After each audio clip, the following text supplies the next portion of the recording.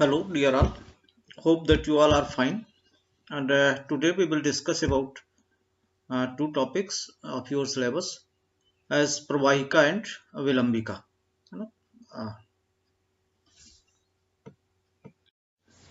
uh, First of all, we will discuss about Pravahika. Here, Pravahika is characterized by uh, defecation of a small amount of stool even after straining. Means there is a forceful defecation. Patient tries to defecate very forcefully, but even after that, a small amount of stool that is rich in mucus is defecated, and patient after defecation feels that bowels are not clear. So this is the main symptom of Pravahika, that there is forceful defecation that does not leads to evacuate the bowels clearly. And patient always feels that there is something remaining in the bowel, and it bowels are not clear. So this is the major feature what I have indicated in this figure also. The tenesmus is the forceful defecation. It means if patient does not remains in the position to clear its bowel by 100%. He feels that there is something remaining. So even after trying more and more times, he feels that there is something in the bowel itself too. So this is the major feature. Pravahamalasya muhurmalaktam. Pravahikamtam badanti tagya. Tajgya. This is the quotation by Susrut, and the same has been described by the Acharya Madhav too. That pravahato alpam bahusho malaktam. Pravahikamtam badanti tagya. This same has been indicated by Acharya Madhav too. That pravahad is the main feature of the pravahika. Whereas we have discussed in the context of kapha jatsar that there is a symptom of pravahika. Whereas in the case of pravahika there is also pravahad. So if you will see that in the case of kapha jatsar, passage of loose stool was the major feature. Pravahad may or may not be present in the case of kapha jatsar, as it was just a symptom of kapha jatsar. So it is not found in almost all the patients, whereas Pravahad is the major clinical symptom or cardinal symptom in the case of Pravahika, which is found in almost all the patients of Pravahika. So without uh, presence of Pravahad, Pravahika is not defined. So this one is the major feature, whereas another feature that differentiates Pravahika from Vatsari is the in the context of Atsar there was vitiation of Apam Dhatu, whereas in the context of Pravahika there is vitiation of Kap Dhatu along with Vat.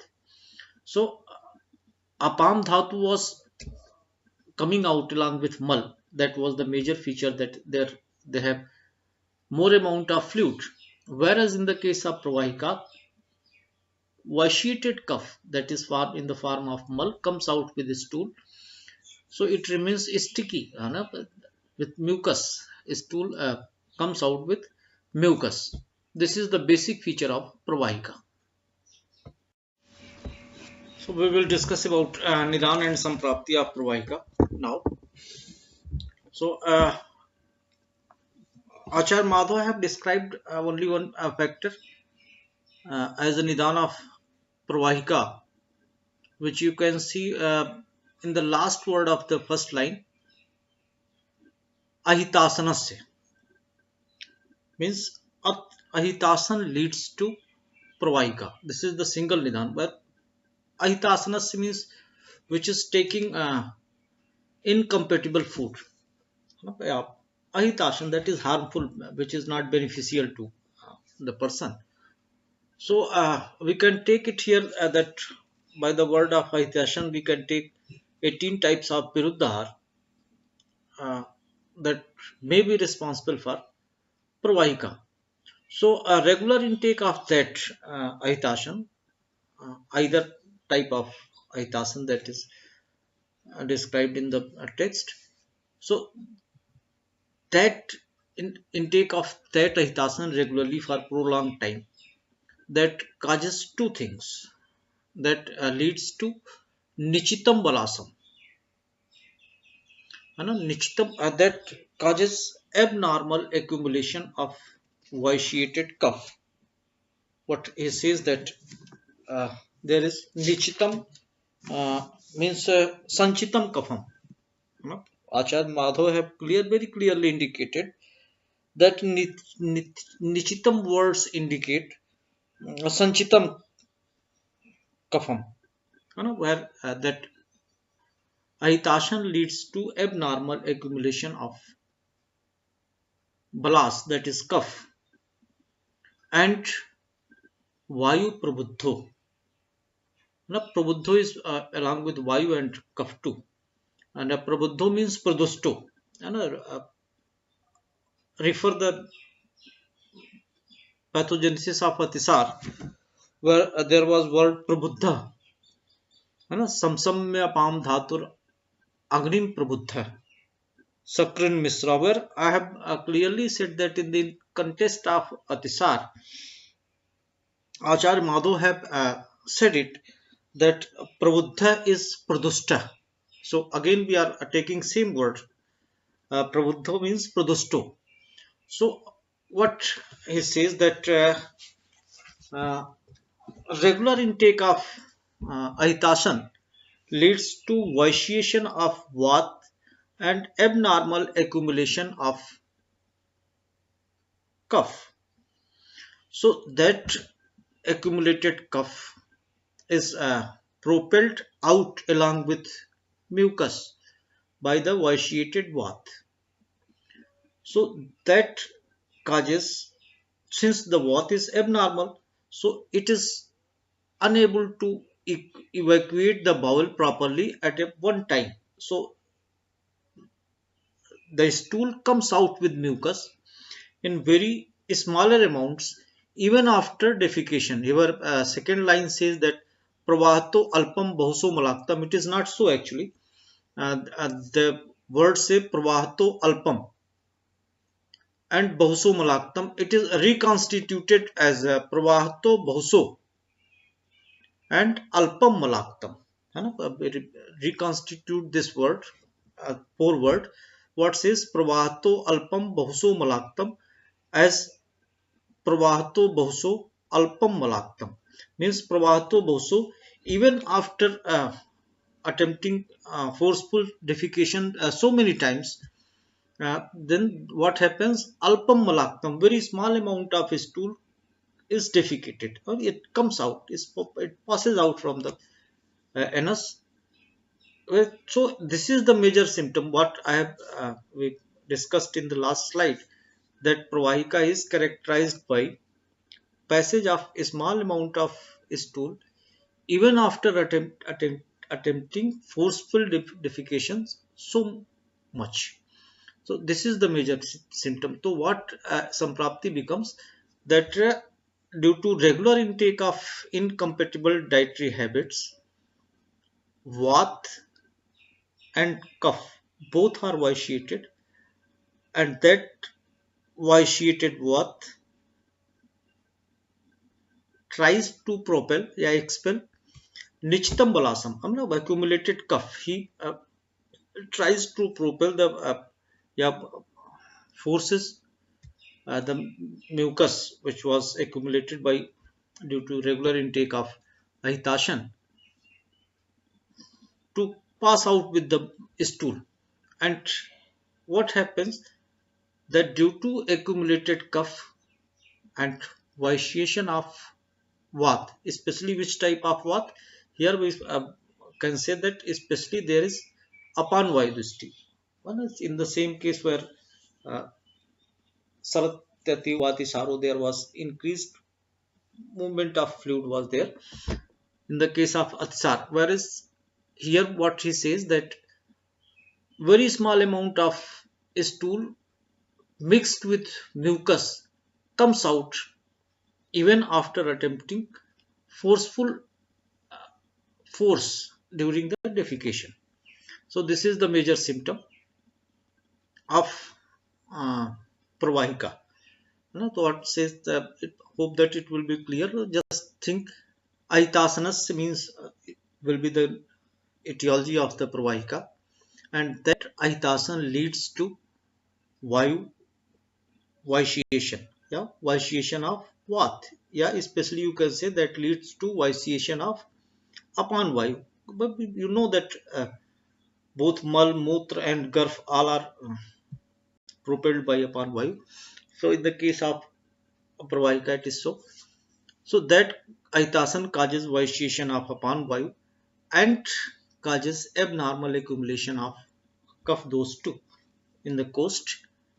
So when stool comes in the coast, it get mixed with that mucus, and that stool mixed with the mucus is forced by the upon vayu abnormally to pass out through the rectum, but it does not comes in normal way. Even after attempting forceful defecation, it comes in very smaller amount. This is the major symptom. So stool with mucus is the major symptom, and first one is the forceful defecation, and second is symptom is defecation of a smaller amount of stool even after applying too much force. Now, types of pravahika. Pravahika is of four types as described by Acharya Madhav as well as by Acharya Susrut.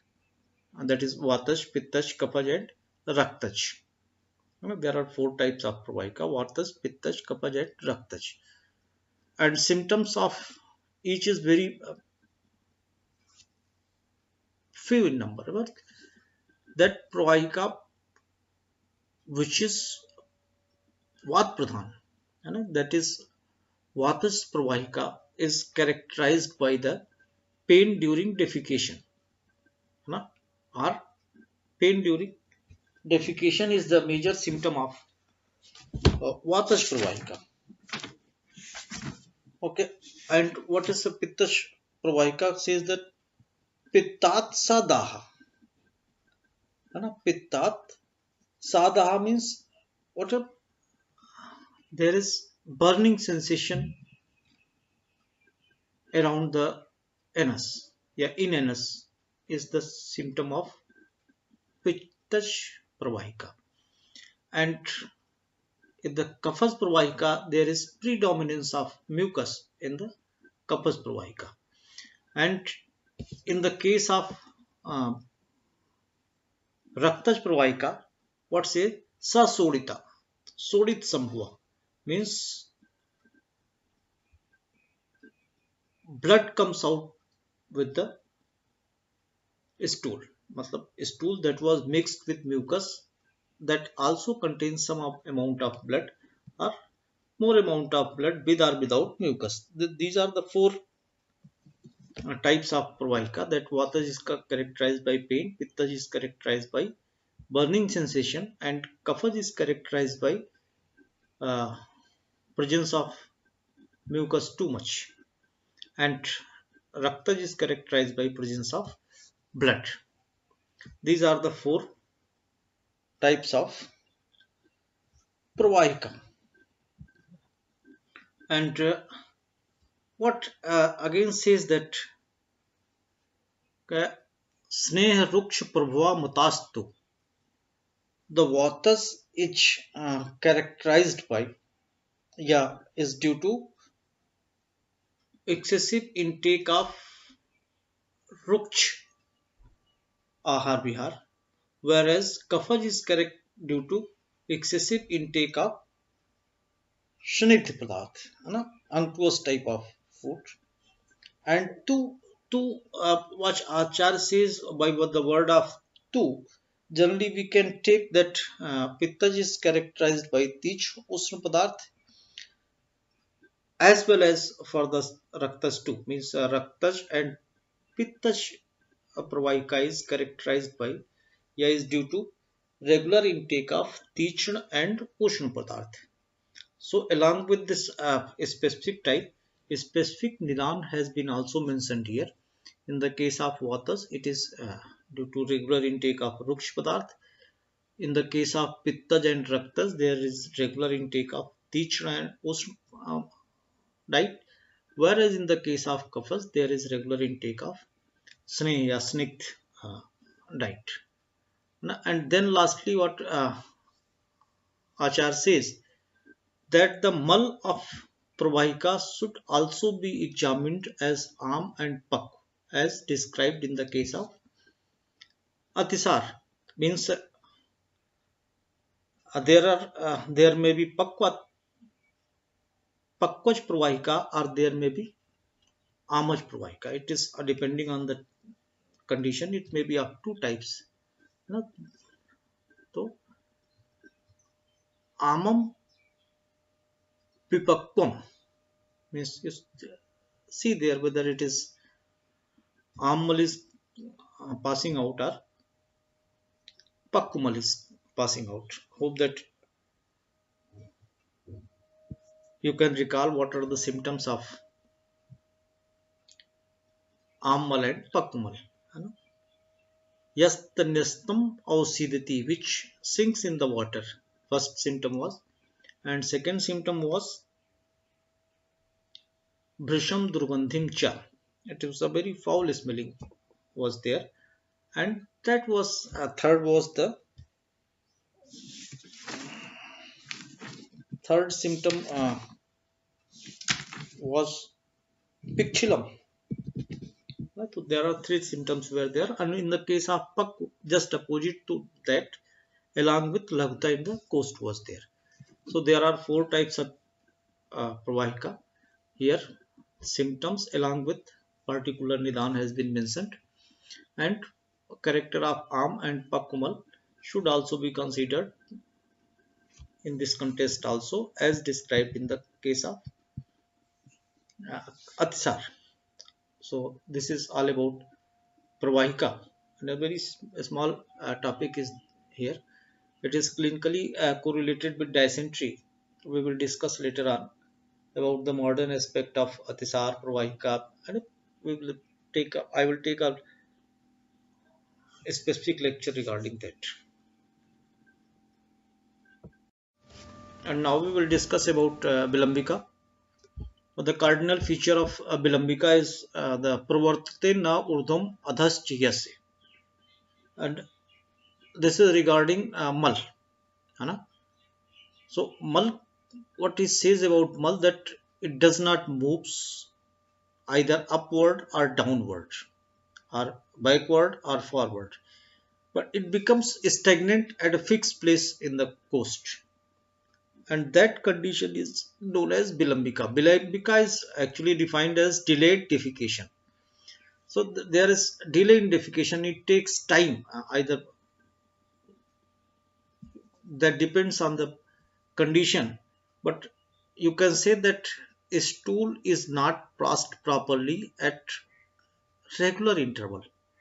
That is defined as Bilambika. Though their same symptom is also found in the case of uh, um,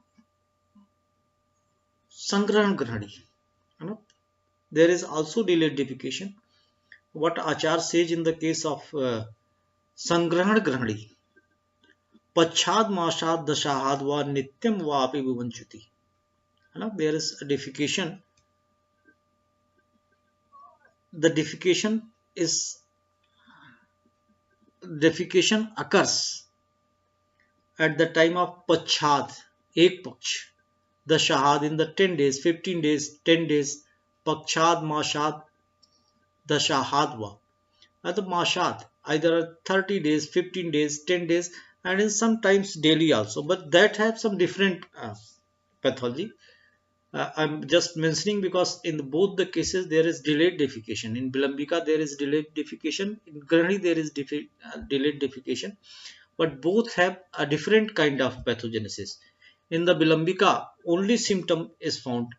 No other symptom have been described by Achar in the context of Bilambika. Only is that stool becomes stagnant in the particular region of intestine, and it does not move either upward or downward is the classical symptom of Bilambika.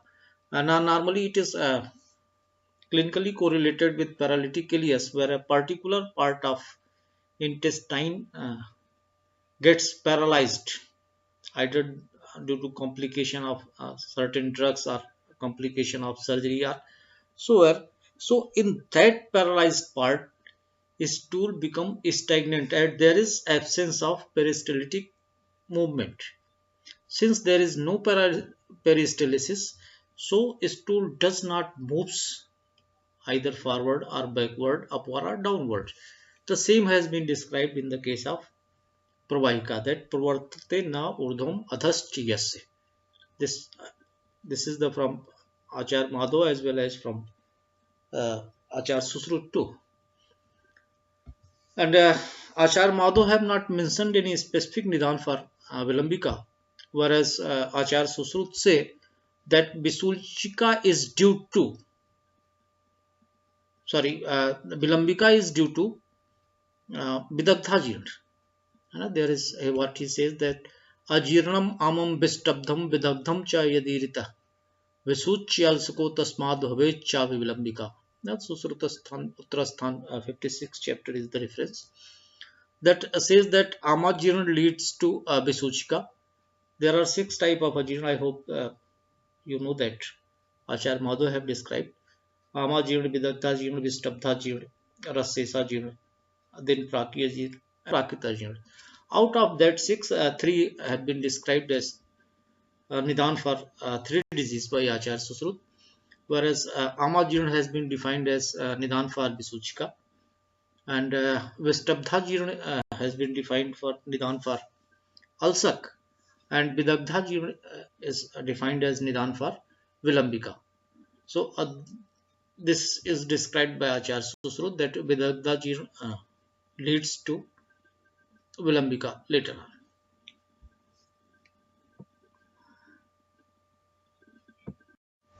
And now we will discuss about pathogenesis and symptoms of Vilambika.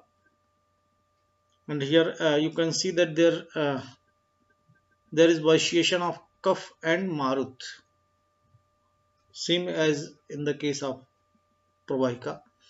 So what Acharya say? Dustam tu bhuktam Kapha Marutabhyam pravarte na urdhvam adhaschiyasya. This is very simply what he says, that Dustam Kapha Marutabhyam. Now we can see there Dustam Kapha Marutabhyam due to vitiated Kapha and Vat. Due to vitiated Kapha and Vat, what happens? Bhuktam means the food which or meal which is ingested. What happens with that food? Pravarte na urdhvam adhaschiyasya. So we can say that due to vitiated Kapha and Vat, Bhuktam means bhojan does not moves, food does not moves either upward or downward. So you can say that due to Kapha and Vat, the food material gets localized at a particular place of intestine, what we discussed earlier. So this is known as Vilambika. When uh, due to vitiated Kapha and Vat, ingested food get localized at a particular portion of the coast, that is intestine in this context, that gets localized at a particular place and does not moves either upward or downward. Yeah, you can say that backward or forward. This is known as Vilambika. So you can say here that is there is only one symptom, what pravarte na urdhvam adhaschiyasya. It does not move either upward or downward. See, this is known as Vilambika, and what Achar says that this is Brisdushchikats. It is very hard to treat or manage. And this is very hard to treat because it becomes a kind of uh, incurable disease. It becomes, it is kind of very hard to treat. So this is some prapti of Vilambika as well as symptom of Vilambika. And the very small portion that what happens then when there is absence of peristaltic movement in the intestine, what I have already said it, the food gets localized. It happens in so many cases. Either the in some cases it is due to uh, post operative complication in the intestine, and there is one drug most commonly whose side effect is mentioned as paralytic ileus is loperamide. So it is advised to take loperamide very with precaution by the physician because it causes paralytic ileus in some cases. So this is all about Purvahika and Vilambika. And thank you all.